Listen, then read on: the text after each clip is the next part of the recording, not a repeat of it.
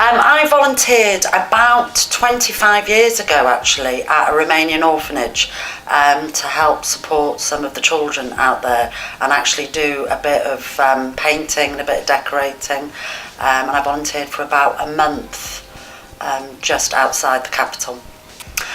What I wanted to get out of it was basically the experience of seeing an undeveloped country, meeting new people, but what I got out of it was much more than that. It actually changed my career path.